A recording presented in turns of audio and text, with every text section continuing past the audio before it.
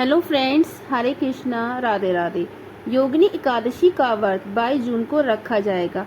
इस वीडियो में हम आपके साथ योगिनी एकादशी की कथा के बारे में भी वर्णन करेंगे और पारण कब करेंगे ये भी बताएंगे। इस व्रत को करने से चर्म रोग, कुष्ठ रोग, त्वचा रोग, अन्य प्रकार के रोग आदि ठीक हो जाते हैं।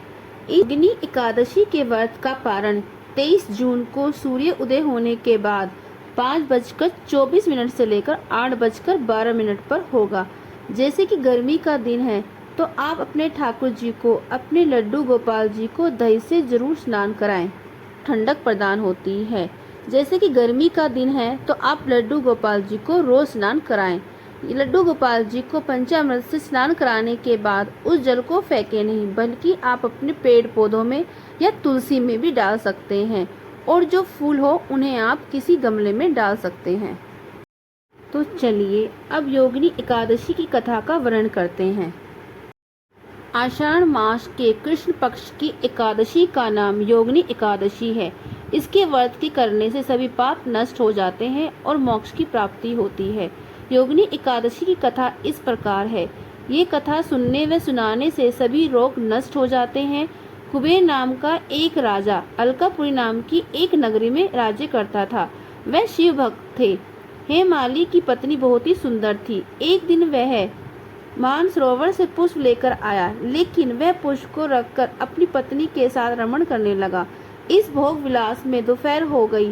हेमाली की राह देखते देखते जब राजा कुबेर को दोपहर हो गई तो उसने क्रोध पूर्वक अपने सेवकों को आज्ञा दी कि तुम लोग जाकर पता लगाओ कि हेमाली अभी तक पुष्प लेकर क्यों नहीं आया।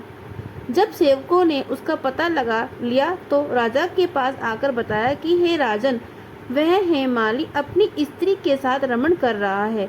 इस बात को सुनकर कुबेर ने हेमाली को बुलाने की आज्ञा दी। डर से कांपता हुआ हेमाली राजा के समीप उपस्थित हुआ। उसे देखकर कुबेर को अत्यंत क्रोध आया और उसके होठ फड़फड़ाने लगे। राजन ने कहा, तूने मेरे परम पूज्य देवों के देव भगवान शिव जी का अपमान किया है। मैं तुझे श्राप देता हूँ तो स्त्री के वियोग में तड़पे और मृत्यु लोक में जाकर कोढ़ी का जीवन व्यतीत करे। कुबेर के श्राप से वह उसी क्षण स्वर्ग से पृथ्वी पर आ गिरा और कोढ़ी हो गया। उसकी स्त्री भी उससे बिछड़ गई। मृत्यु लोक में आकर उसने अनेक भयंकर कष्ट भोगे, किंतु शिव की कृपा से उसकी बुद्धि मलिन न हुई और उसे पूर्व जन्म की भी सुध रही। अनेक कष्टों को भोगता हुआ तथा अपने पूर्व जन्मों के कुकर्मों को याद करता हुआ वह हिमालय पर्वत की तरफ चल पड़ा। चलते चलते वह मार्कंडेय ऋषि के आश्रम में जा पहुंचा। वह ऋषि अत्यंत वृद्ध तपस्वी थे। वह दूसरे ब्राह्मण के समान प्रतीत हो रहे थे और उनका वह आश्रम ब्रह्मा की सभा के समान शोभा दे रहा था। ऋषि को देखकर हेमाली वहां गया और उनके प्रणाम करके उनके चरणों में गिर पड़ा। हेमाली को देखकर मार्कंडेय ऋषि ने कहा, तूने कौन से निकृष्ट कर्म किए हैं जिससे तू कोढ़ी हुआ और भयानक कष्ट भोग रहा है। महर्षि की बात सुनकर हेमाली बोला, हे मुनि श्रेष्ठ, मैं राजा कुबेर का अनुचर था। मेरा नाम हेमाली है। मैं प्रतिदिन मानसरोवर से फूल लाकर शिव पूजा के समय कुबेर को दिया करता था। एक दिन पत्नी सहवास के सुख में फंस जाने के कारण मुझे समय का ज्ञान नहीं रहा और दोपहर तक पुष्प नहीं पहुंचा सका।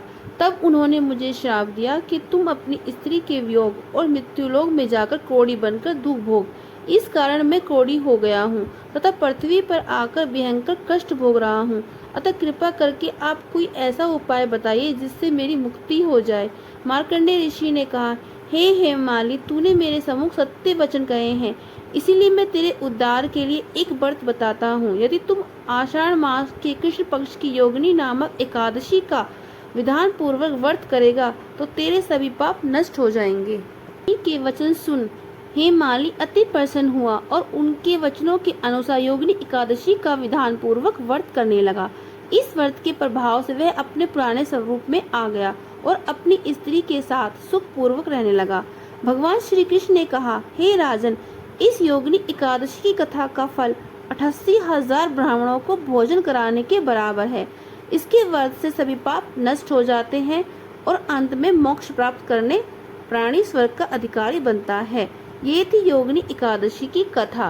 इस दिन गणेश जी की और भोलेनाथ जी की पूजा जरूर करें। आपको ये कथा कैसी लगी कमेंट्स करके ज़रूर बताना। अगर यह वीडियो आपको पसंद आई हो तो प्लीज़ लाइक ज़रूर करना, और हम महिलाएं कैसे व्रत व पूजा करते हैं यह सब देखने के लिए मेरे चैनल को सब्सक्राइब करना न भूलें। राधे राधे। एकादशी के दिन शाम को तुलसी के समक्ष दीपक जरूर लगाएं।